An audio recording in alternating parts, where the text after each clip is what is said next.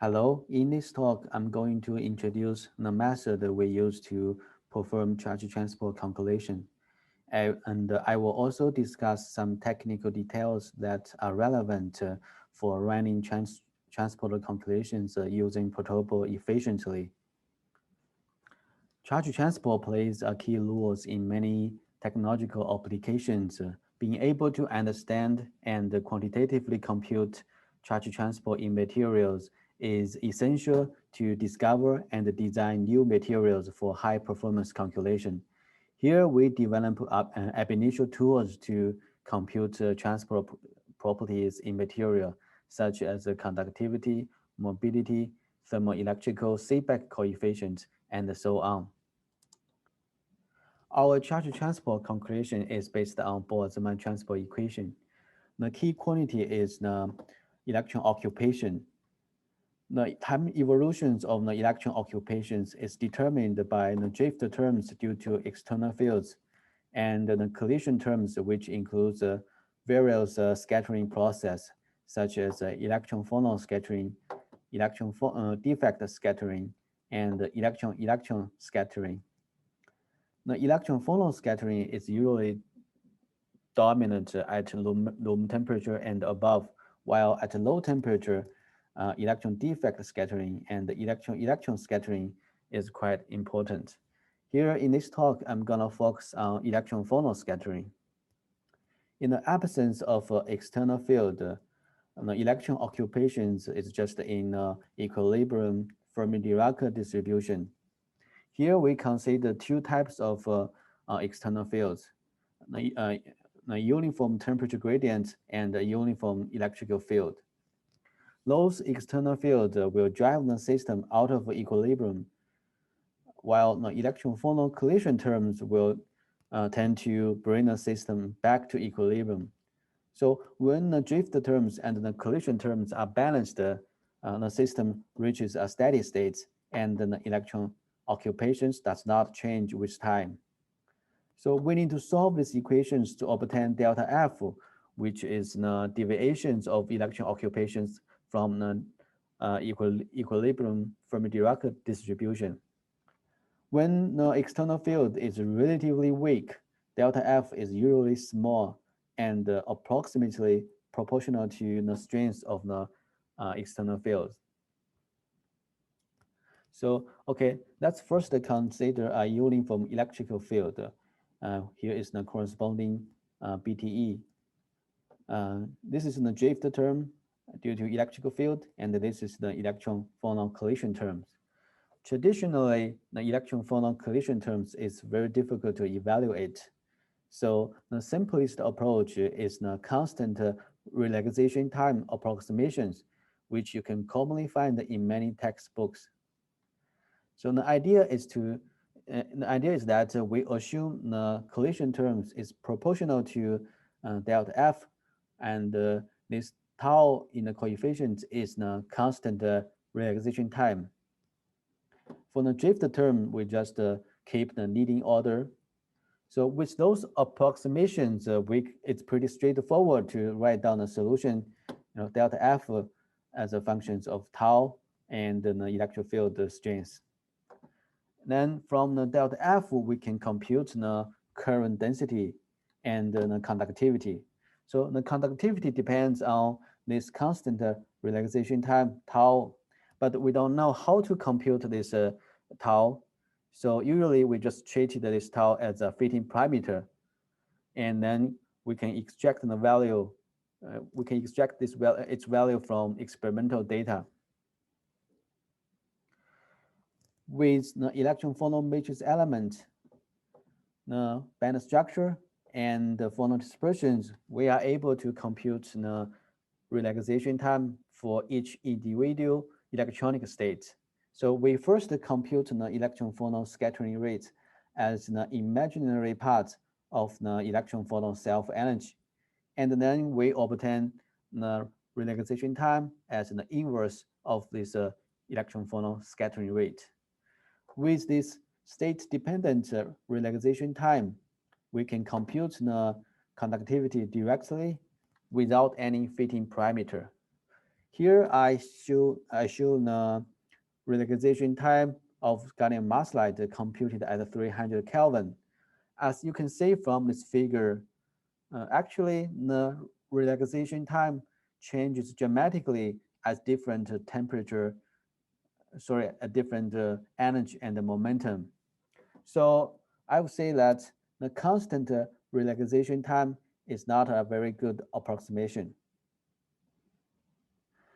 As a step further, we want to solve the Boltzmann transport equation directly without using the relaxation time approximation. To do that, we expand the electron occupations or into terms of different order of electrical field strengths. So the first term is just a zero order term, and which simply is the Fermi-Dirac distribution. This is the linear order terms, and we further rewrite the gradients of the electron occupation as Fnk times effect. So we put these expressions back into the BTE, and since we assume it is a low field transport, we keep terms up to first order in electrical field strengths. So then after some tedious algebra, we get these equations of F and K. Now tau here is the relaxation times we discussed in a previous slide. And W here is the electron-phonon scattering probability.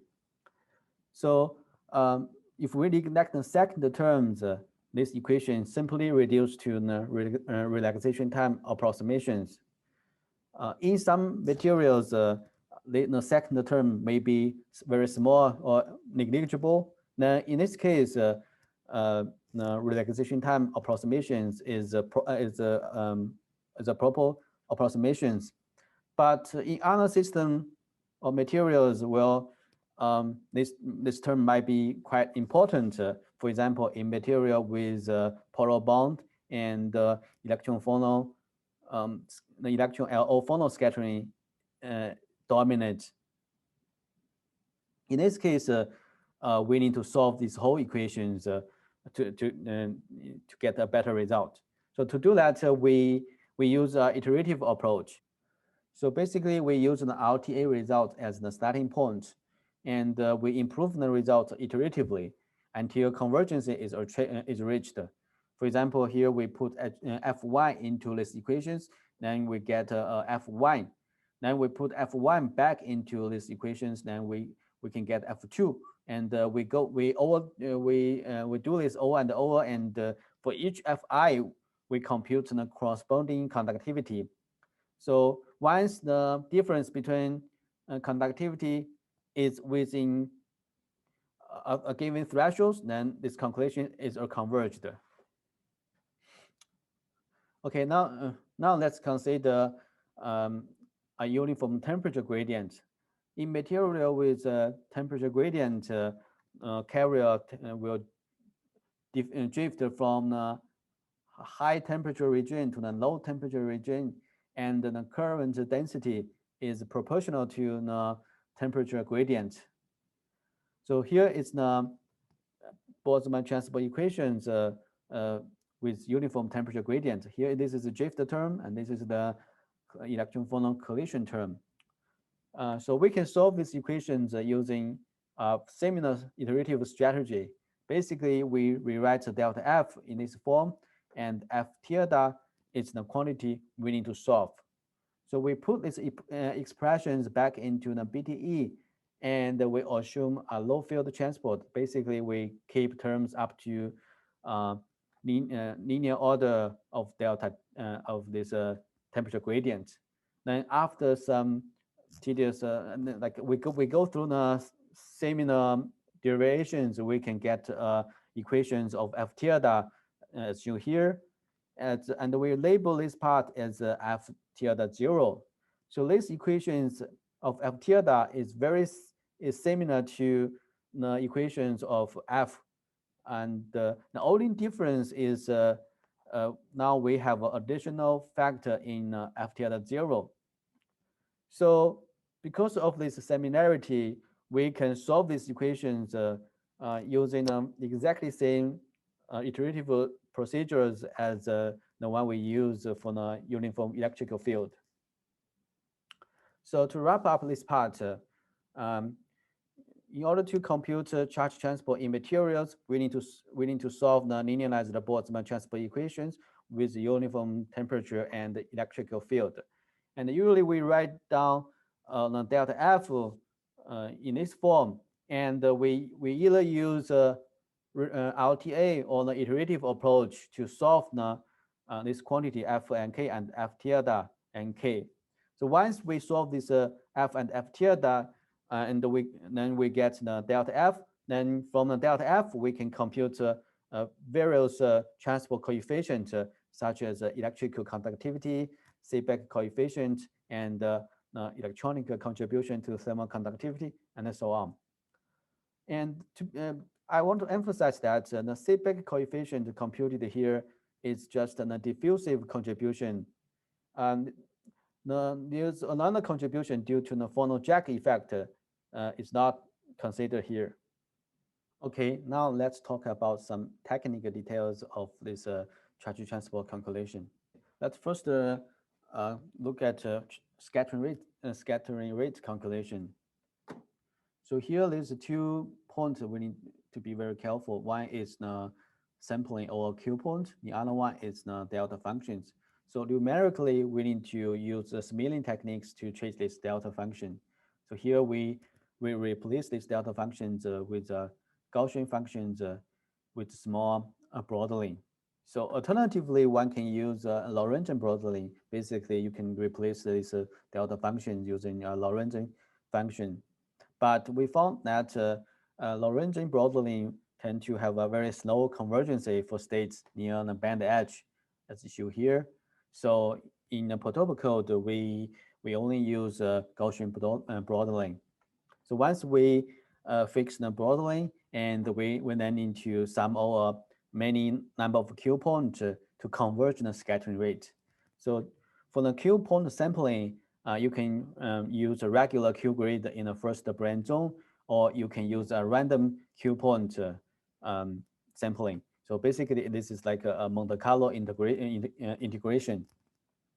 You can in Perturbo-code you can sampling this Q point following uniform distributions, or you can using important sampling techniques. So for polar material, we developed a very useful scheme to tackle the challenge of Y-OQ divergence of the electron-phonon matrix elements. As you can see here, this is the electron-phonon matrix element of gallium arsenide. It's for the LO phonons, the matrix element goes like Y-OQ as Q approaching gamma. So this will bring some challenge to converge the scattering rate due to this divergence behavior. So to speed up the convergence and reduce computational cost, we use this divide and conquer technique. Basically, we split this G square into 2 parts, and this is the non-range part, which only include these non-range electron-phonon interactions, which and this G is usually can become evaluated pretty efficiently using analytical formula, and this is the remainder part. So for this part, because we know the behavior of this G square, we can use important sampling to speed up the convergence. Basically, we use Gaussian broadening to sample more Q points near gamma.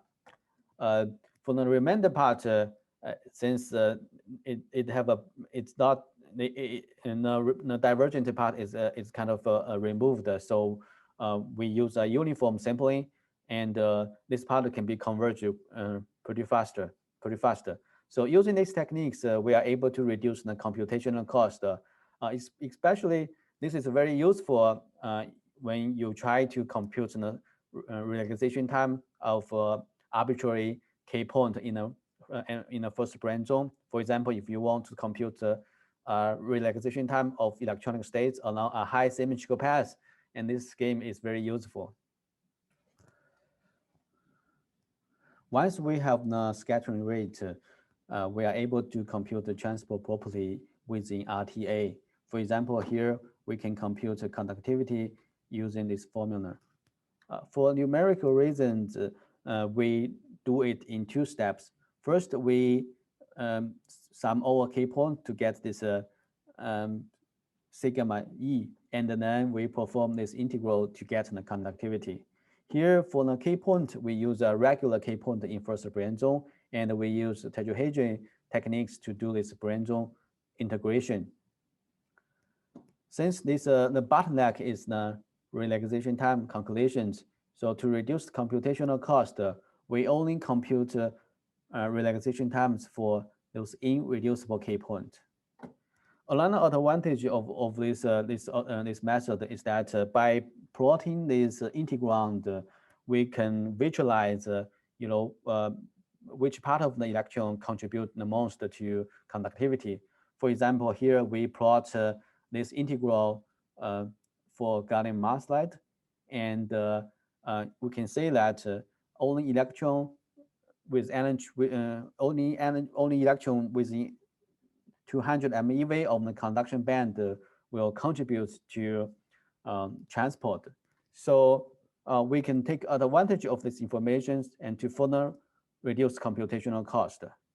For example, here, if we know that only electronic states within this energy range is relevant for transport, then we can set up a energy window, and we only perform calculations for electronic states within this energy window. This will greatly reduce computational cost. For example, after you set up an energy window, maybe you only need to perform relaxation time calculations for those states. So here